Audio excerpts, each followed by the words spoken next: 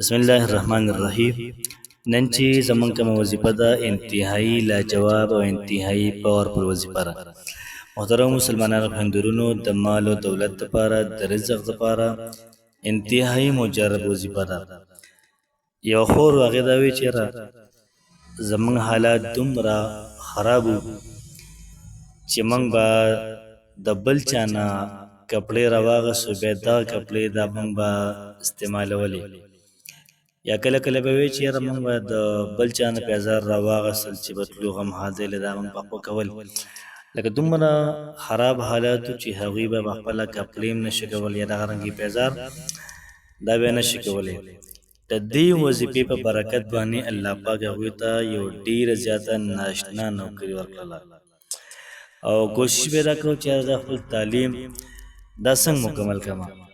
زما تعلیم دا پاتې کېږي، ما نه د هغې دپاره اخراجات، د هغې دپاره پیسې وسایل د انتهایي کم ورسره، او دا وی چې کېدی شي اسانه ما نه تعلیم دا پاتې شي نو ډېر زیات انتهایي ګزاره به کوله. نو چا ورته ووایي تاسو دا وظیفه وکئ، الله پاک به ستاسو حالات انتهایي سازګار کړي. دا وایي چې ما داسې چل وکړه چې څومره ماشومان د کلي دا ما را یو ځای کړل، خپل کور ته مې راوستل، چا چې ختمونه کړي وي یا کمې ښځې وي او هغوی ته دا وظیفه ورتله، هغوی ما کېنولې، دا وظیفه ما 1000 پیرې وکړله. چې کله هغوی دا وظیفه 1000 پیرې وکړله، د هغې دومره ناشنا ریزلټ رالی چې دنیا ورته حیرانه شوله. وایي چې په یو ښه اسپتال کې د هغوی نوکري وشوله. د هغې نوکرۍ په وجه باندې د هغوی د کور حالات دا بهتر شو.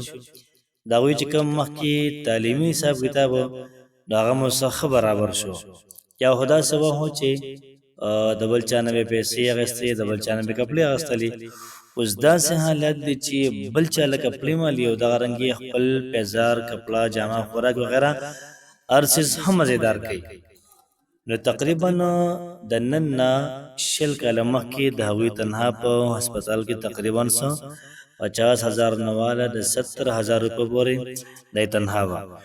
نو په کور کې ښځې کېنولې، راجمع کړې، د ضروري تنجي ختم دی پې وکړو 1000 پیرې. تاسو ته سکرین باندې ښکاري دغه کلمات د 1000 پیرې د ویلې په ښځو باندې، ماشومانو باندې، او دغه رنګې خواږه سپاهه کړل، په هغوی باندې وخوړل. کلي کې نور څومره غریبانان وو هغوی باندې تقسیم کړل. نو د هغې فایده دا شوله چې الله پاک ورته بهترین ځای کې نوکري ورکړله. بیا وایي چې الله پاک وله په ښه ځای کې د هغوی بیا رشته مو شوله.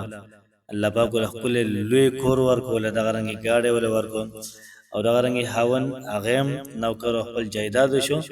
یو قسم لا د درودي تنجي نه ډېر زیات فضایل او ډېر زیات فواید دي.